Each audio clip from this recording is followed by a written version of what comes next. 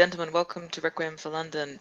Welcome to a scene set in a nice quiet neighborhood as it is.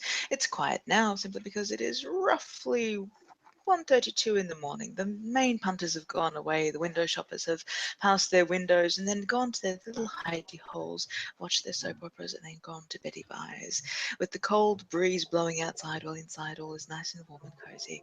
But this is not where we set our scene, my dear listeners, my dear watchers.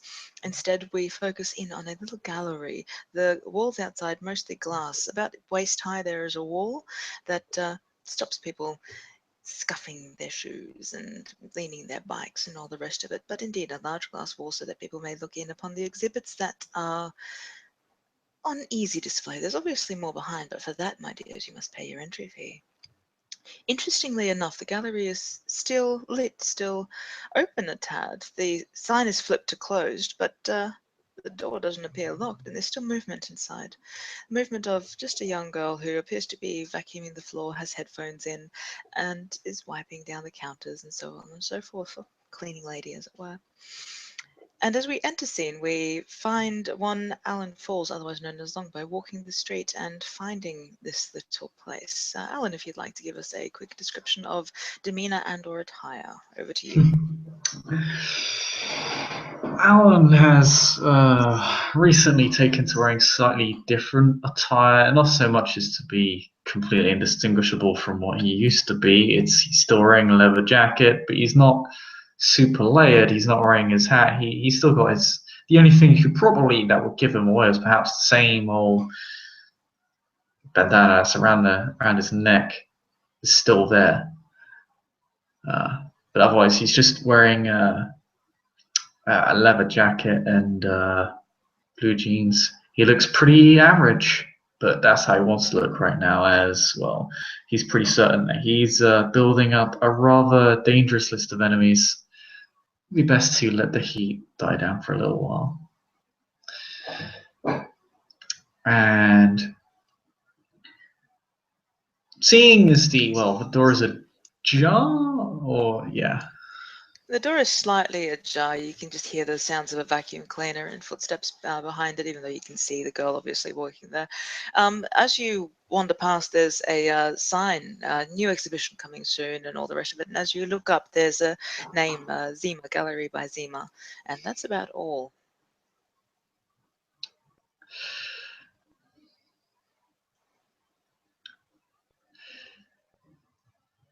Alan will actually probably just, he doesn't want to cause. He thinks he's got an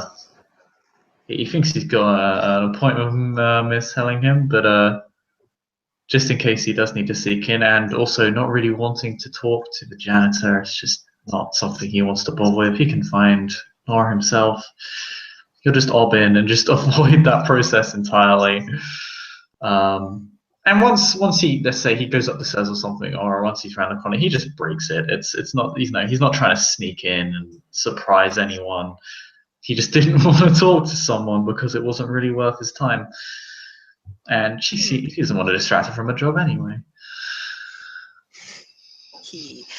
As you go into the gallery and you wander past the woman that's doing the vacuuming and whatever, you don't even really need to obfuscate. She's got a vacuum cleaner in front of her, she's got headphones in, she's bopping along to a little song. So long as you stay behind her, she's fine.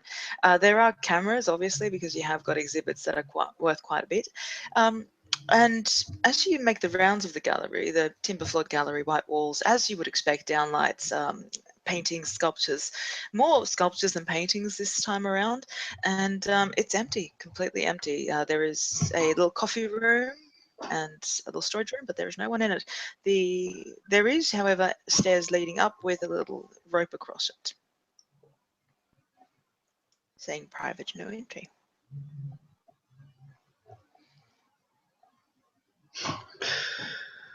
Well, Alan sure does love to tempt fate, doesn't he? And I am hungry.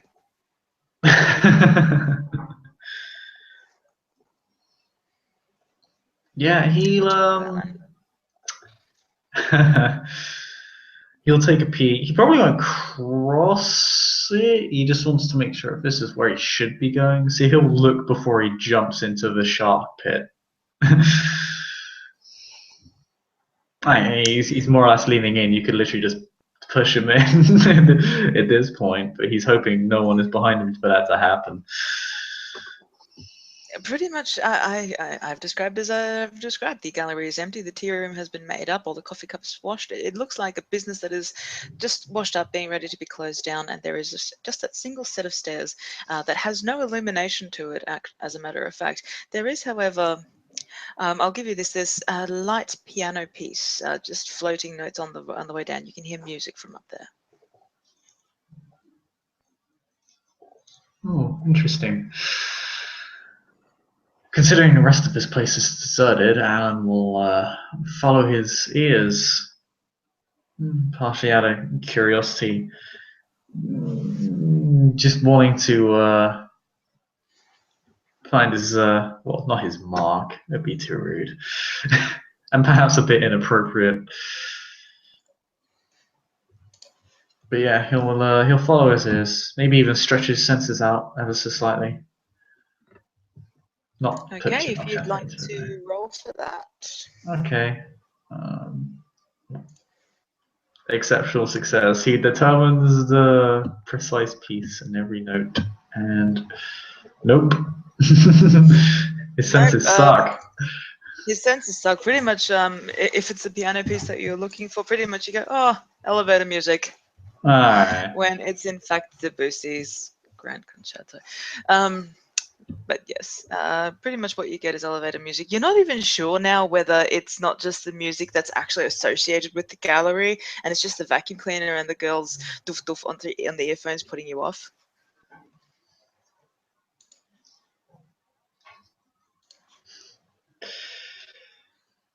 Yeah, Alan will look around a bit more, and if he can't find Nora, then he might actually feel aggravated. You'll feel aggravated and annoyed enough to actually approach the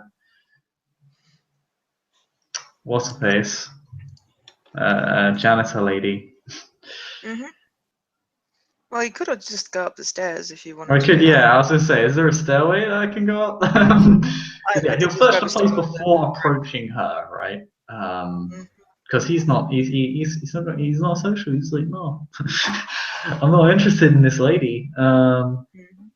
So yeah, he just blanks her. He just ignores her,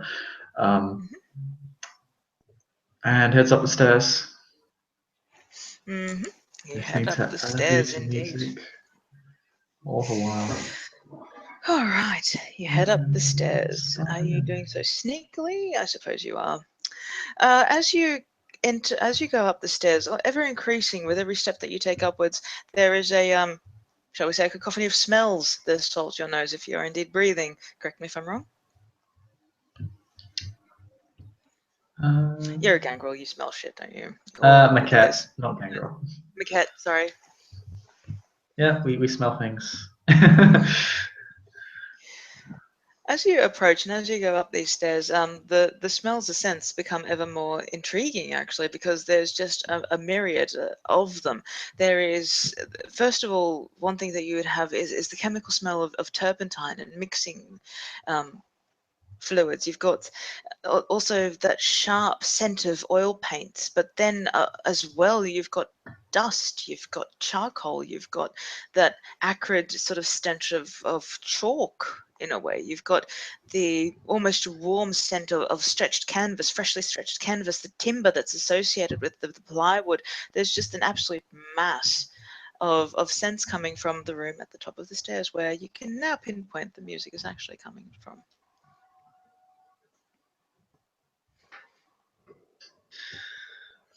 Alan wonders what exactly the hell's going on up there. What witch's cauldron is currently in use? As he makes his way up, and he just kind of squints as he kind of sniffs the air a little bit, and just looks a bit curious, but also He's a bit more cautious now. This feels a bit strange. As you approach and as you get to the top of the stairs, you will see, for lack of a better word, a clutter of an artist's mind. This is indeed, you have found pretty much the throbbing heart of where Nora does her art, her work, and all the smells, all the scents that you could only really just take in through your nasal passages as you were coming up, all of a sudden have reference points. You can see the stretched canvases, you can see the oil paints, you can see the charcoals laid out, the chalk, and there's something underlying which your beast will pick up quite quickly, and that is the just very light scent of kindred vitae.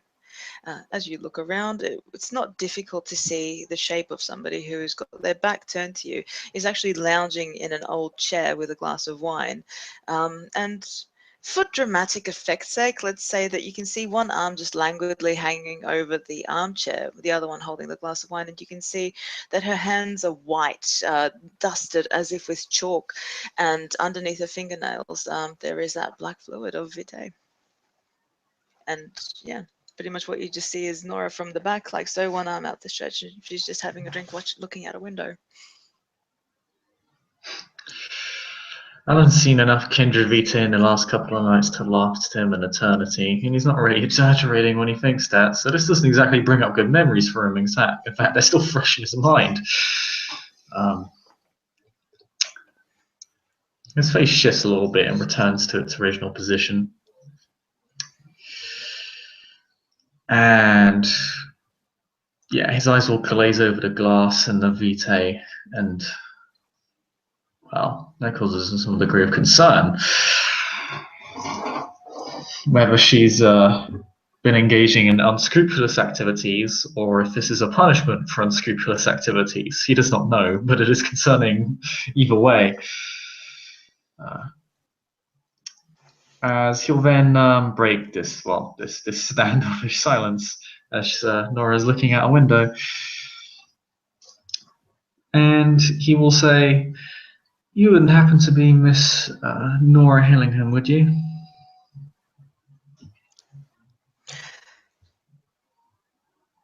The wine glass drops from her hand. She just lets it go. In an instant, she's up at the chair and just has her, pretty much her hackles up, her hands grasping into the side of the armchair. She looks like she's ready to pounce, and she will lash out. And because you've just invaded her place, fuck you. And no successes. She is drunk as a fuck.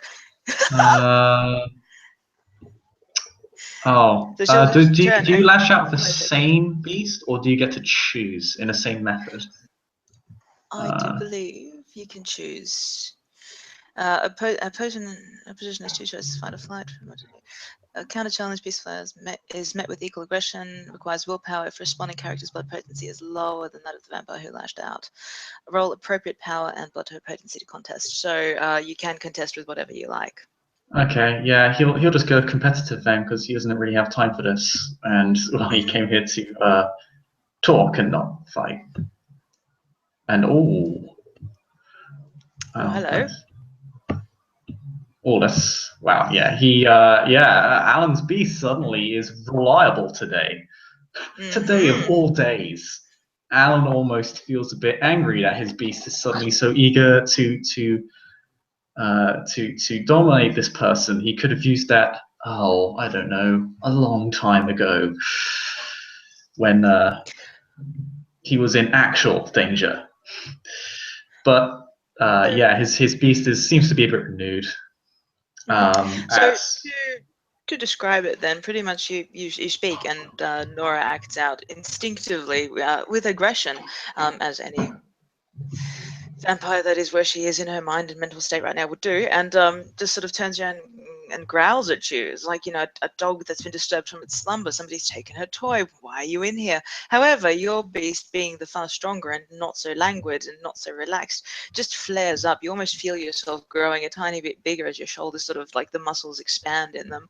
And you just sort of give her that stare, and she just sort of sits back and actually leans against the window still and goes, "Who are you?"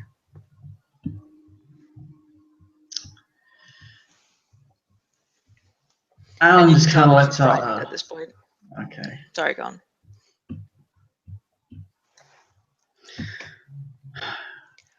Alan, realizing that this is not this is a bit of a botched introduction, and somewhat miffed that this even occurred, just kind of lets out a forced sigh. The name's Alan Falls, friend of Mr. Abruzzo. That's easy to Said, say. Nora just backs away from the window and starts circling you, and just making keeping a good distance around you, but she's just moving. It's easy to say. I know a lot of friends of Ms. Abruzzo.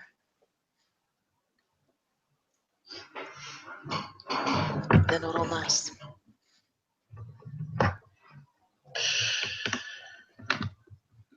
well, I suppose that would be true, but I did not come here to fight you, or even to necessarily strike a deal. I came here to talk. Adriana suggested I come speak with you. Nora's made her way to a piece of marble, of all things, which has the vague outline of a person, but no detail just yet. However, as she grabs a cloth and just puts it over it, it almost becomes apparent now that she was more worried in hiding this than actually getting away from you. You'll notice that there's actually traces of vitae on the statue itself. You can only guess that the marble itself is what's on her hands as well. And she'll just sort of cover it and then stand in front of it, almost like so, just grasping at it. She said that we should talk, and she sends you up here without an invitation. I could have been naked.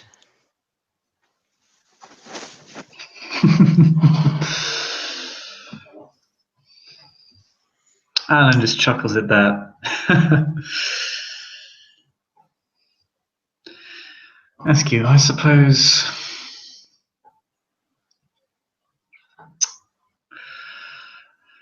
I should have called first. He could have at least knocked. It gave me a fright.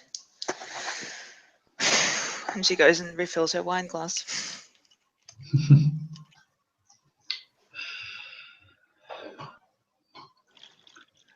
Well, that's what I'm good at. Sometimes a little bit too good. My apologies. You can see that it's quite obvious that she has gotten a bit of a fright from the confrontation beast to beast, because she's not used to not winning that, to be honest. So she will actually, you'll see her actually turn after she's poured the wine, and she'll turn and she'll just reach into a pocket and just sort of see her adding something to the wine before she starts sipping it, and she will noticeably calm down. Time and a place for everything, and time and a place for manners was about 30 seconds ago.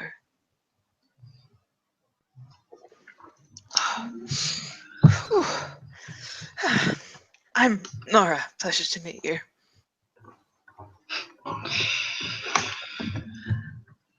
Well, it is nice to meet you, Nora. I was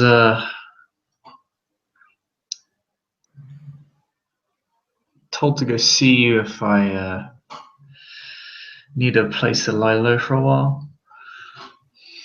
Or an additional place to lie low for a while. I've got quite a few of those already. Oh, I see. And Adriana sent you. Is this not normal for her? Nora picks up the wine glass, just swills it, eyeballs you, and looks at you for quite a while, actually. Looks you up and down, and then almost as if unsatisfied, will just walk around you, just giving you a 360, like a tailor might have a look at, does the suit fit? Just give you a good scrutiny. He goes, never sent me one so cute before.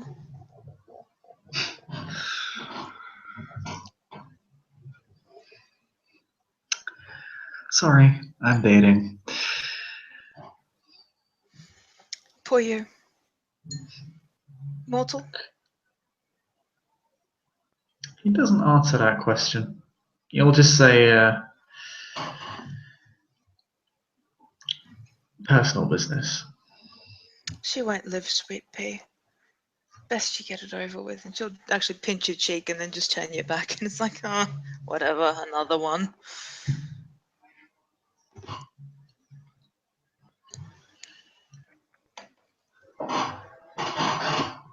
Yeah, Alan, well, is there even a wall to lean up against? This place seems a bit like a... You will find a wall, but as you do scout the walls, now's a good time to actually explain Nora's next exhibition. And while the piece of marble in the center of the clutter room actually does draw quite a lot of attention because it is currently what is illuminated, what is being worked on. To the sides, you have got paintings, oil paintings that are huge. They're almost wall size. You have no idea how they're actually going to get them out of this room. And they appear to be done from an underwater view from the bottom of the ocean of U-boats looking up, and boats exploding, U-boats exploding, corpses floating down on the waves, fish and debris and all the rest of it. They're all exceptionally dark and exceptionally detailed, but only your kind of vision, only a kindred's kind of vision would pick those details out. So as you're looking for a space on the wall to lean against, you'll see these.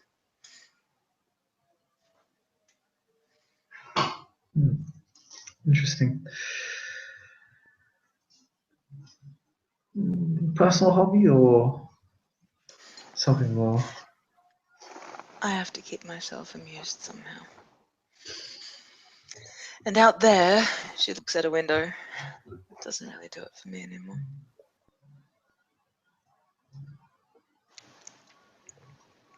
He just kind of looks at the glass and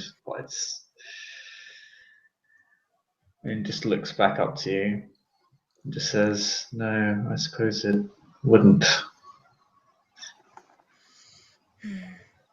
The best reality is the ones we make for ourselves. After all, we have an eternity to indulge in it, if you'll believe some. Drinksy, I'm being very rude. I'm sure I have another glass around here somewhere.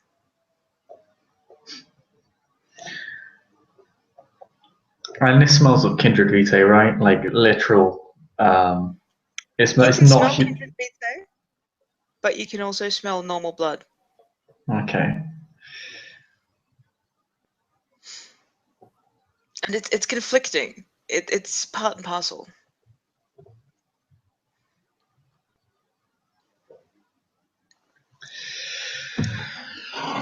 But Nora sees your hesitation. She's going to have a fucking play with you because she just sort of sips and just looks at it and goes, His "There eyes is a kind of marble narrow a bit, frontage." yeah. Oh, pardon.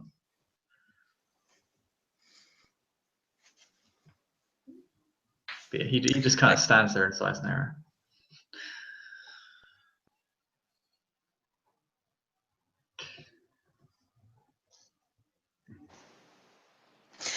Or you could have some of Charlotte downstairs. She's quite sweet. If you would prefer a an organic sauce.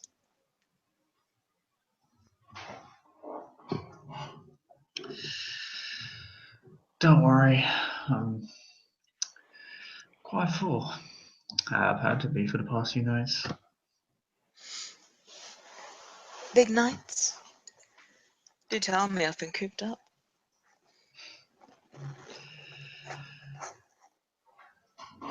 No.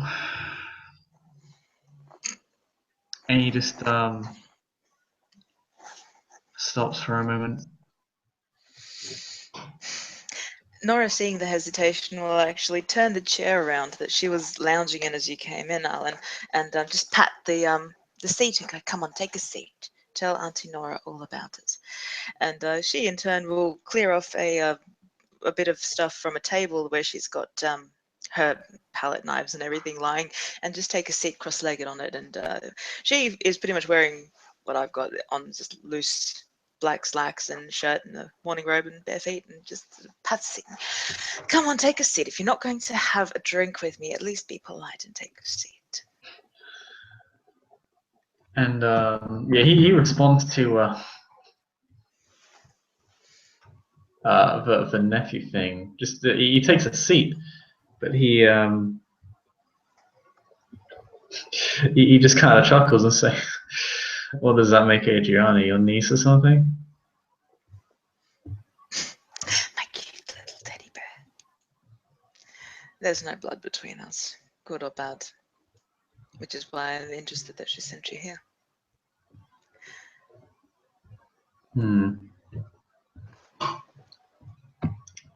Suppose I could simply introduce myself to a new face. How long have you been cooped up for? Surely you've heard the news. I am an artist, Mr. Falls. Tempus fugit. Time flies when I create.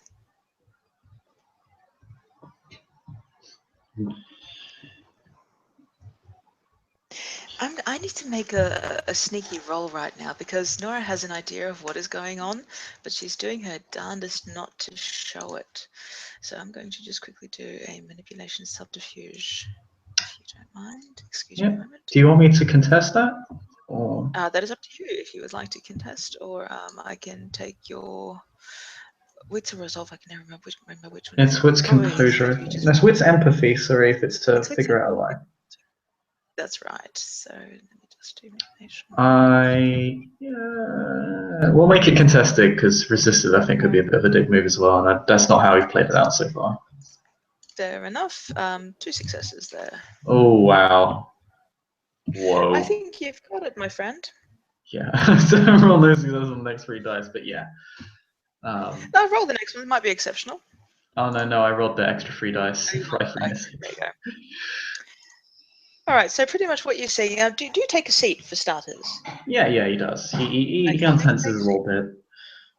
Okay, you take a seat, and as Nora pretty much says this, oh, what's been going on? I've been cooped up, and doing everything else, and oh, woe is me, I'm so ignorant. Pretty much is what you're getting from her. Like she knows that something's gone down on the street, and because you've had the 3 really nice successes there, I'd say that you'd probably even as she takes a sip of her wine, see her mouth corners downturn in a way of, this is going to be distasteful news, I can tell.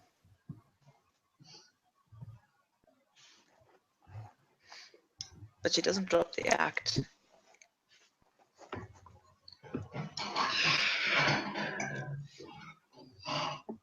Alan just kind of, for a moment he observes this, smiling. It's good that you're really stealing yourself.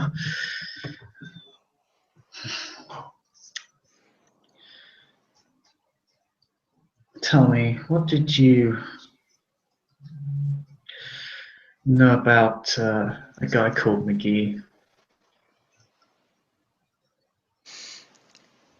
Nora's smile just widens at that, actually, and she narrows her eyes at the same time. So the expression that you're getting from her is the whole, oh, wouldn't you like to know? Look, you're just going to see that because you had the really nice roll before. But instead, she'll just sort of, again, just play with the lip of her wine glass and then realize that she's got dirty fingernails and everything and just dust them and go back to playing. She's actually looking very scatterbrained. And we'll say, no more than anyone else, I dare say. But as you bring it up, I dare say you'd be far more informed than I. I know there was a hunt on, and so, like a coward, I stayed in my little haven, because I'm an artist, Mr. Falls. I'm not a fighter.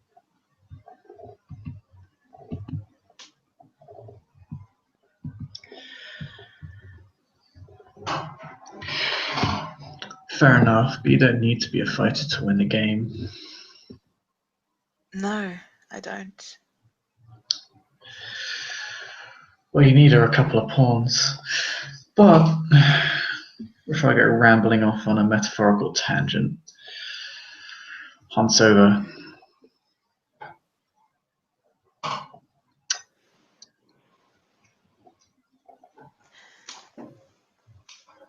Why do you bring it up? You asked about the news. That was the news. The hunt. It's been resolved then? That's all the messengers and well, that's all the messages have been screaming about for the past 2 nights, and I'm going to roll manipulation subterfuge because he's obviously hiding his own knowledge of And wow, I'm just really rolling really well. This okay, So only am 2 I. successes. Oh yeah, wow, yeah, you figure it out. He obviously knows more than he's letting on.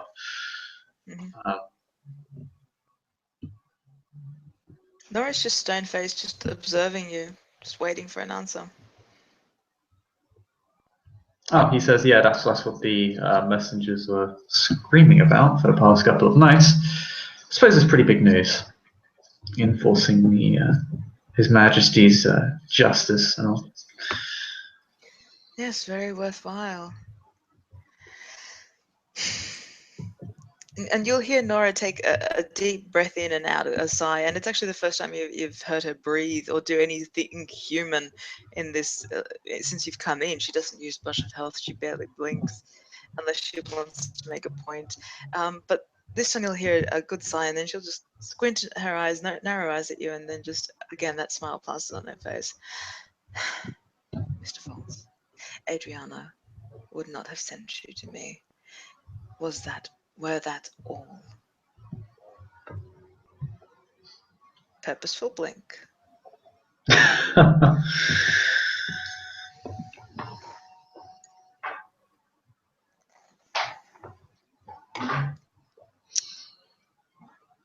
Tapping wine glass. Yep, Alan. There's a literal stare down between these two kindred as the stadium announcers they're staring each other down. As Alan will actually break the stare down first. Not really out of our discomfort, like this is actually something he seems used to. Perhaps one of the few perks of being antisocial. As says, well, if I were to place a guess, she probably thinks you could make use of my services, and I could gain an additional fallback option.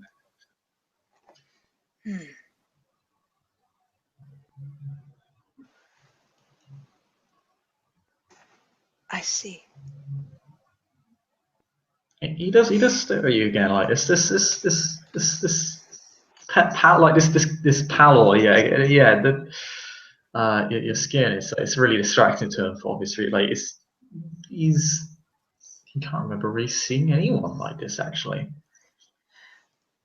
Nora will actually get up off the table and purposefully just scrape the base of her wine glass across it so you get that sharp as she stands up and puts her hands on it, walks away from you for a moment.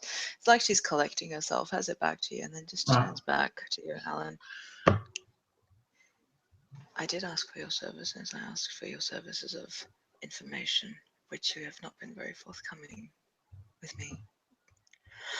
I am going to give you one more chance to answer, Mr. Falls, of what more you know in this respect, before I cease being nice.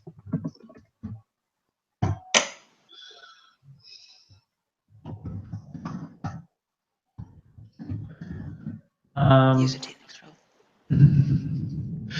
roll. Yeah.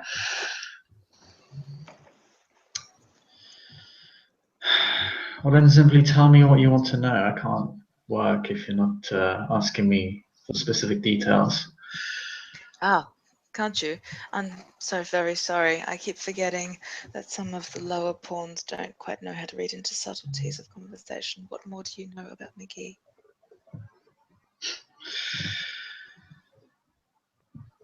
Well, let's see. I met him twice. About his demise, stop playing games, please. His demise? He died in a fire in his own territory. By whose hand? His own. He smiles when he says that. Is that truth? You Can we can roll? roll. You can roll for I'm that. rolling. I'll not counter it because Alan is not lying. Okay. You can One tell he's being success. genuine. And you can also tell by his smile, he may have had a significant. He's proud of something. He's proud of he's proud of something. For some reason, he's proud of this. Mm-hmm. But yeah, it's not exceptional, so I can't. It's not telepathy. But yeah, you can tell he's like he seems satisfied or proud of this. He seems he seems to have a more confident look on his face than he did before. I need to make a self-composure roll. Excuse me a moment. If I fail this, yes, Nora just puts the glass down, and for the first time tonight, apart from when you scared the shit out of her, you'll see her smile just drop for a little tiny instant, and pity. But I suppose it was the king's, the prince's justice, after all. And it smiles right back on. If you'd had seen him at the time of his demise, I doubt you would have felt much pity at all. You were there. I was watching. That is all. It's what I'm good at.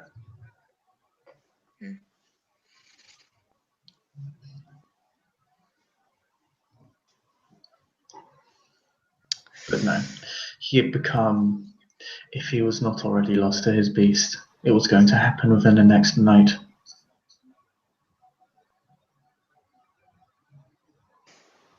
Any friendship he would have had with you would have dissipated instantaneously. Friendship? Good God, no. We had no friendship. I met him once. He was a good man. No. He was a decent beast.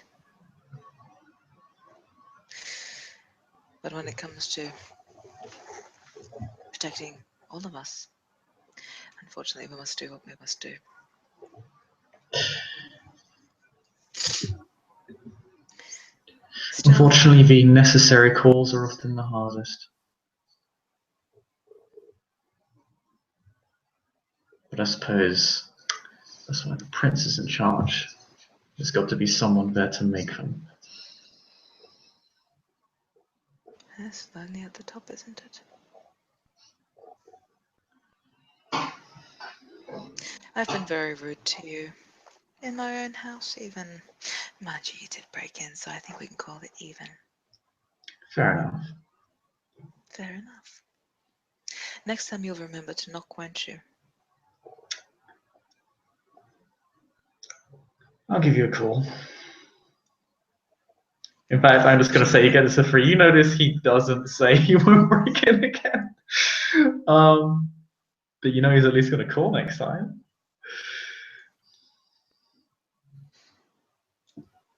That would be greatly appreciated. I don't like being snuck up on. I'm sure you don't like it either. For me, I'm generally not, but no, you are correct. I'm sure Shall I walk you out? Oh, please, it would be my pleasure. Did you walk here or can I drive you somewhere? I'm feeling in the mood to go out. It's a bit jittery in here now, you must understand.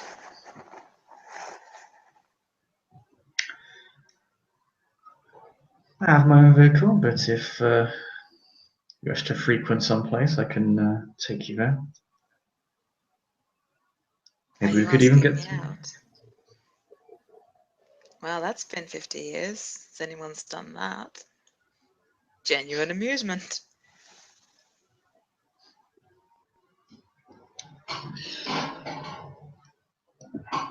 Alan,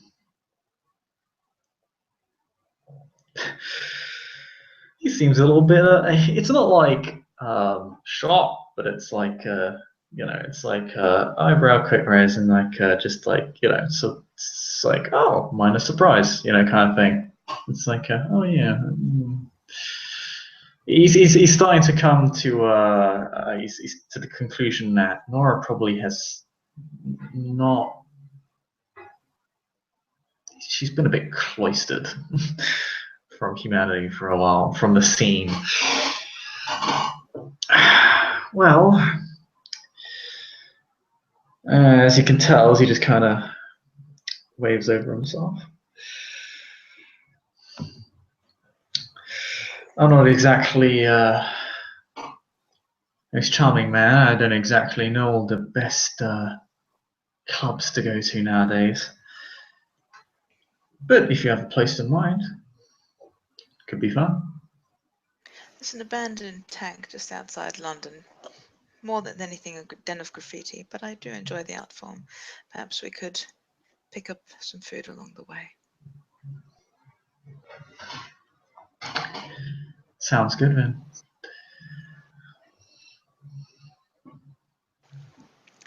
We can take your car if you like.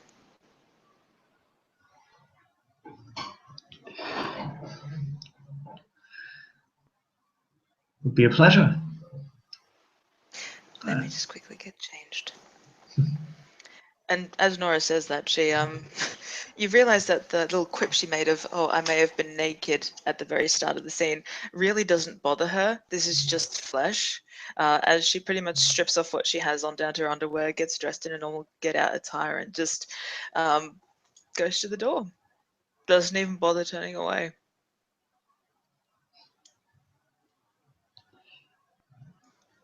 Alan just kind of breaks his manners for a second.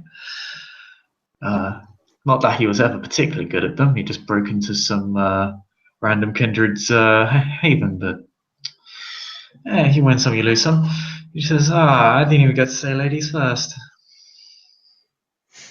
They only say that because there might be a rabid dog behind the door. She says as she freaking finally puts a light jacket on, and then just goes, "Shall we?" Of course. As he lightens his voice a little bit.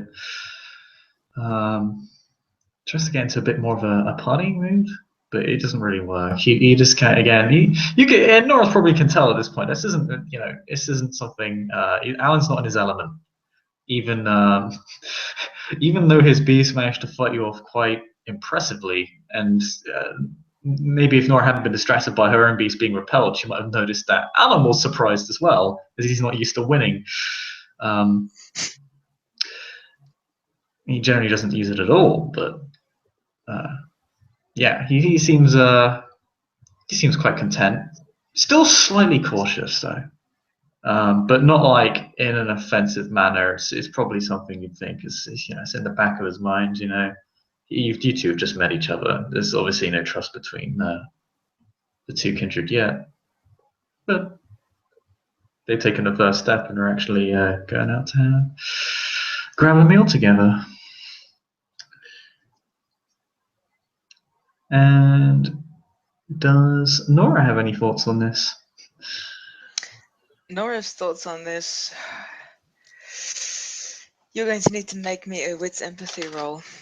That's fine. And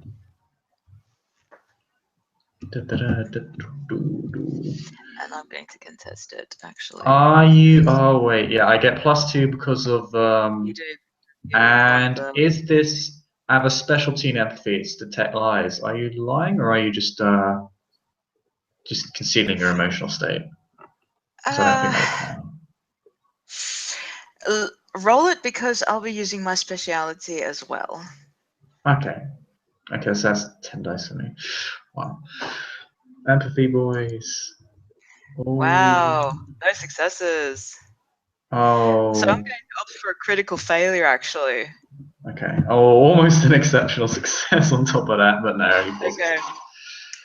I'm going to opt for a critical failure. And you can count your fucking lucky stars, because as Nora just sort of turns to her wine glass and takes a final swig, and then just says, "Okay, shall we go out?"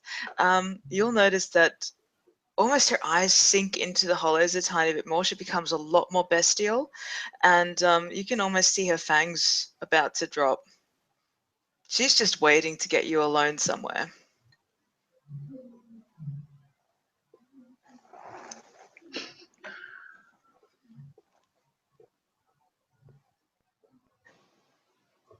Which might be a bit of a punch in the guts for dear old Alan, who thought he was making friends. Yeah, Alan. You don't get the feeling that she wants to kill you, but you do get the feeling she wants to play with you, and you're not going to like it. Yeah, Alan.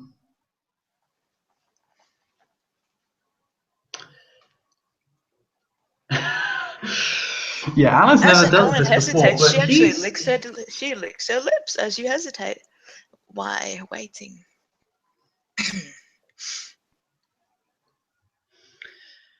Alan. Alan actually suspects the worst.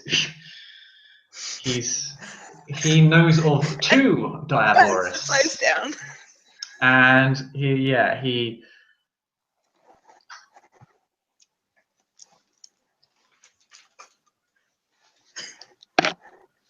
I told April this was going to be hilarious, but I didn't know it would be this good.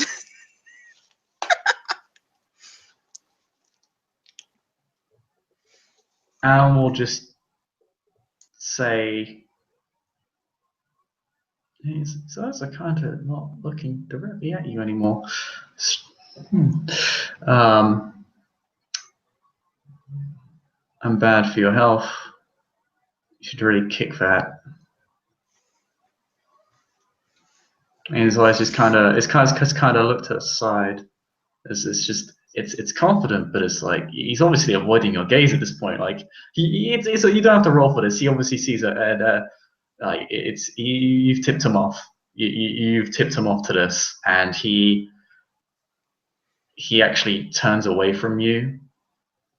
But he's got himself like he turns away to walk down the stairs, and he'll just say maybe another time. And Nora,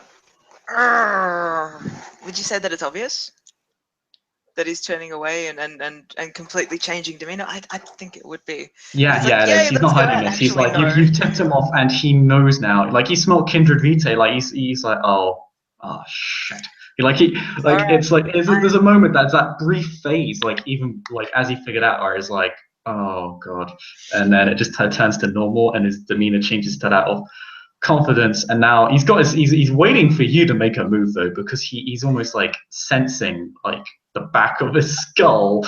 Like he's waiting for you to try and pounce on him, because he doesn't he's just dealt with Diabolus. What if you're one? What if you're worse? What if you're a Diabolus that survived? And he's waiting. This bit's a bit harder to tell that he's waiting for you to go on him as he walks away. Right. But yeah. I'm going to prep some dice. We'll see if it happens. And I'm putting willpower into this, for the record. As Alan is going down the stairs, Nora will actually follow him. She'll check herself almost in a way and just look down at her hands and go, fuck, shit, not again. Really fucked this one up, realizing the switch in demeanor, and then just go after her and just belt her little sash and leave the wine glass upstairs and go, well, it was lovely of you to visit, Alan. I don't suppose you could say hi to Adriana for me? Sure thing, we'll do. And yeah, I'll tell her you said hi. Yeah. Yeah, I'm sure she'll. Yeah, I'm sure she misses you. He doesn't say that sarcastically. By the way, he seems genuine in there for some strange reason, despite being alerted to your addiction. Um, anyway, stay safe out there. I'm sure it ain't easy. And that stings a little bit actually, because you know what he's kind of implying with that. It's a sense of Nora's pity feeling. in that as well, which may be even more offensive. Oh, Like, it's worse. Oh, it's offensive to anything. To you're pitying me? Fuck you. Almost a frenzy roll. But yes, Nora at that actually, she will actually just sidle up beside you, and you can hear the brushing of the silk against her body as she's coming up behind you, and then just sort of lean on the door to close it, and just holds it like that, and holds her hand up for a shake. It was a great talk, Alan.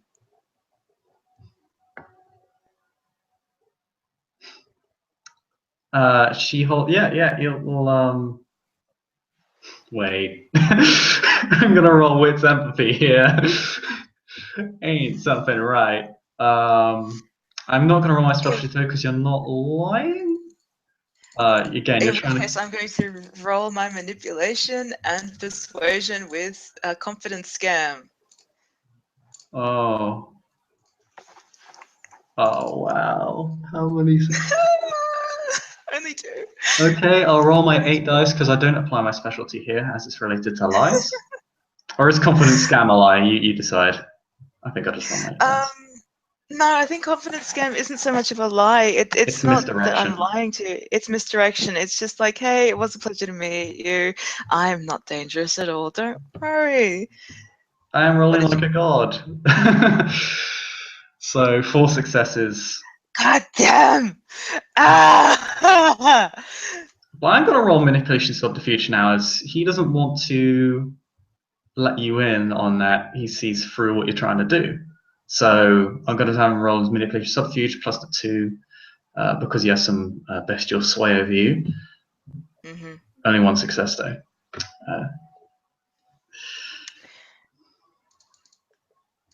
So pretty much during this entire back and forth, Nora's trying her best, 2 successes versus your manipulation subterfuge, to make eye contact with you, of course. He's dodging it. He absolutely knows. He's making every attempt to like not like. It's to the point where it's like,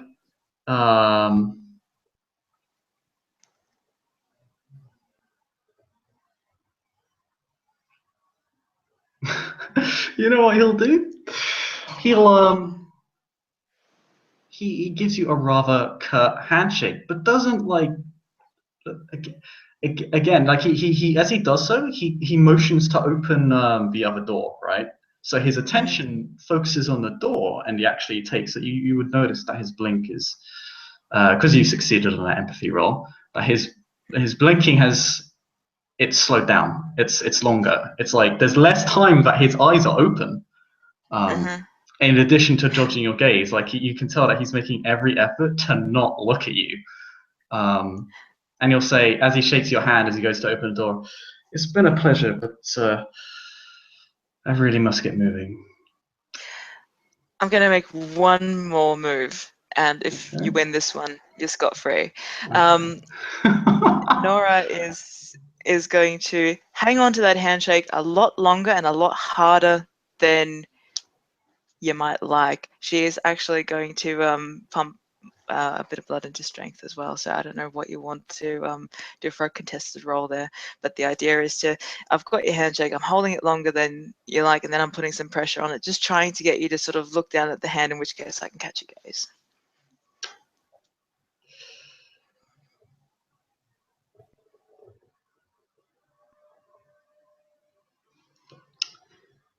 In which case, Alan will actually use this as an opportunity.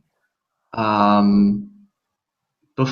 you tighten your grip on your hand, you've engaged in platonic contact with Alan. Yes, haha, you can roll it, baby. Yeah, he's going to roll his Auspex level 2, which is 7 dice, plus 2 from Bestial, plus 2 from Platonic Contact, which is 11 dice. That is an exceptional. Oh, God, you're going to be the death of me. Yeah. That is an exceptional. Oh, this All is right. extremely dangerous information. Because I can ask 6, 7 successes. So I know exceptional answers are basically clarified. Okay. Exceptional answers. Okay. You've got the image gives a vampire further insight into the questions asked. So what is the questions asked? Yeah. Just give me a second. Because I'm not sure if I can only ask. It goes up to 5 questions, or if I can ask as many successes. Victim peeling back layers of lies and misdirection to reveal the truth underneath. Snips out the darkest secrets. What does one else to know? Oh, 1 question per success. So yeah, 7 questions that provide deep insight.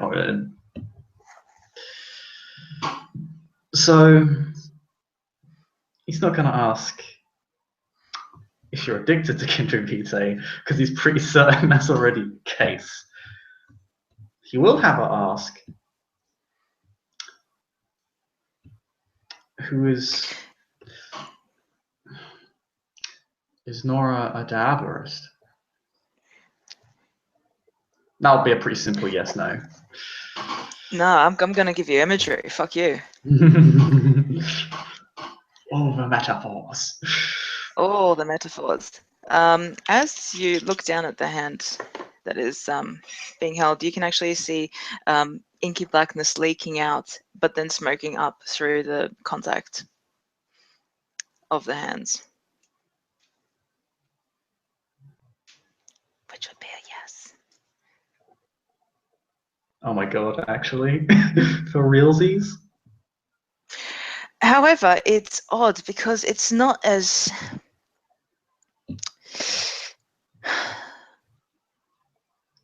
It's not as strong as you'd imagine. I don't know how many Diabolists you've met in your lifetime, but this is more weird magic juju. Yeah. It's not, I will consume your soul stuff, but there is something there. So what Alan garners from this is that it was not traditional, or she raised the power of her own blood not through means of diablerie. It was something else, something arguably worse.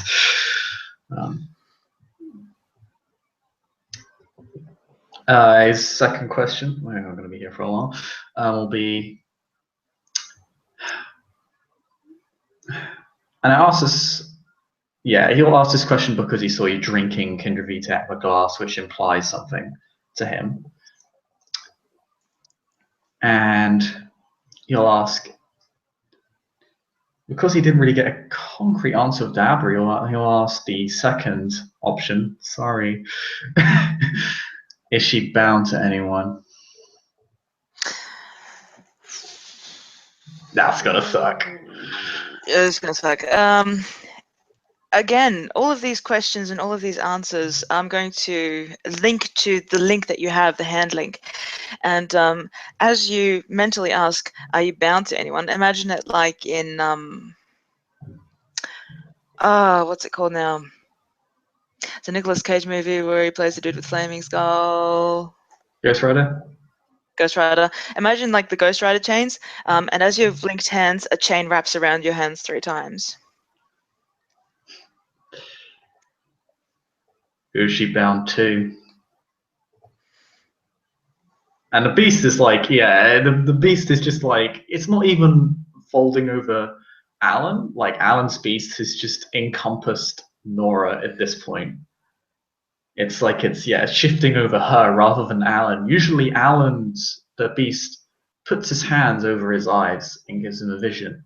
In this case, everything is it's literally the vision is Nora, in a sense. Like, yeah, the chains wrap around her. Like, he sees this as if it were normal. Mm-hmm. And he can see his own beast, like an apparition of his own beast, just conjuring it from nothing. I don't really know how to describe this in metaphors, but what you'd see is a mausoleum. It's grey, it's concrete, it's dark, and there are names chipped off it. Names that have gone through ages, through times, a family, perhaps as it were. There's symbols on the tomb as well, which are fuzzy and blurred. But you do get the feeling of tombs, mausoleums, graves. Graves? What?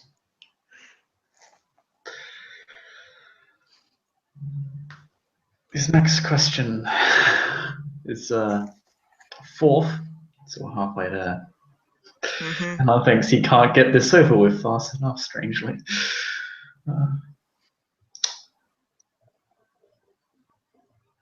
What is...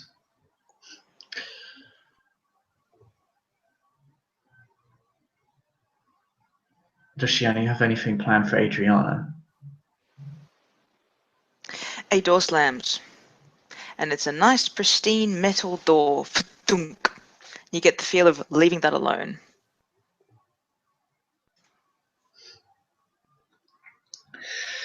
Fifth question is, what does she have planned for me?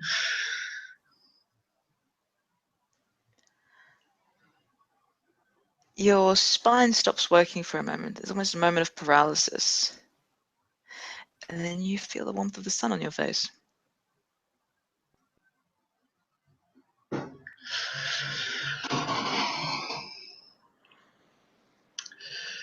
Yeah. Alan's sick question is,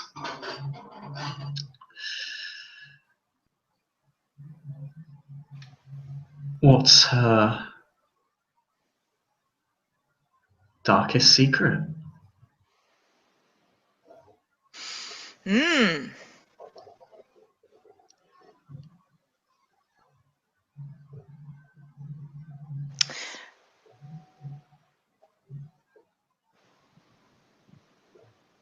Darkest Secret has actually changed through the character's play. The fact that she is vitae addicted, but she loves it. Can't get enough of it. She had an opportunity to shake the addiction, but she didn't. So he gets that feeling of, like, the chains are weakening, but they then seal up again. But it's almost like voluntarily.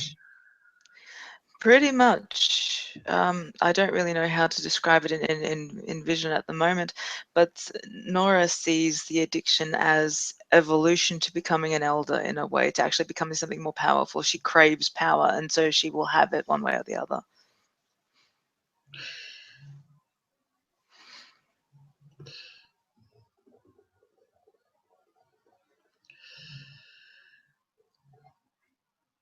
And I will then ask,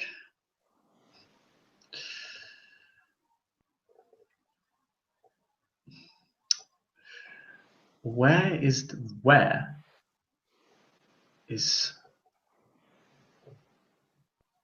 no. Instead, because he actually thinks he already knows the answers to that question, he almost rephases it. It's almost like time dilation as well in all specs. Mm-hmm. It's like time always seems to slow down for these is visions. 7 questions in one handshake. It's like first 2 questions. It's almost instantaneous knowledge swamp.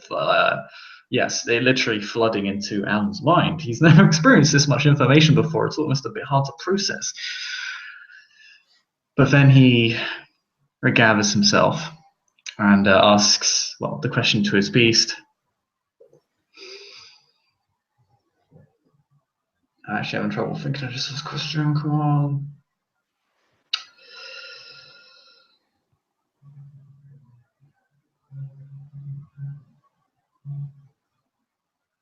What?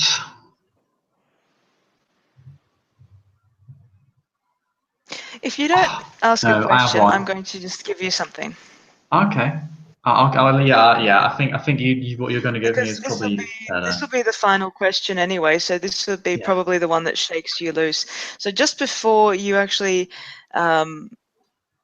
before you even formulate a question, like your beast knows what it wants to ask in a sense, but your cognitive mind just hasn't quite realized it yet. And what instead happens is that as you sort of begin to just drift your gaze up the handshake towards the elbow, towards the shoulder, you will see a vision of two glowing yellow eyes and a row of teeth just come straight at you, and that will probably prompt you to let go and back against a fucking wall. Yeah, Or he at sees least the yellow eyes, and he. Well, I'm gonna have to roll resolve composure for that yellow eyes, man. He knows the Strix by name. Oh, we had coffee last week. Not again. And this has not been used against you, so I don't add 2 die for this. He gets 1 success. So yeah, he knows what he needs to do. And yeah, he lets go immediately. When he does so, he ends up like, oh, excuse me. But I do really need to get going. As he just kind of, his hand, like, it kind of flings back. He ends up stumbling backwards, almost like 2 steps, like 2, 3 steps, almost precisely. As he just puts his hand and he just goes, oh my god, and just walks hurriedly, just ends up almost jogging through the door. It's a very, very fast-paced walk.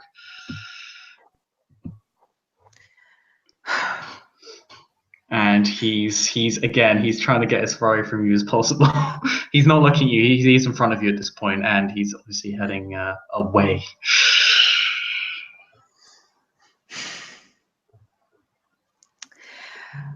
I could do something else, but I believe that at this point, it would just be more interesting towards the story to simply end on an old Roman quotation. Iacta est, the die is cast. I'm happy to leave it there.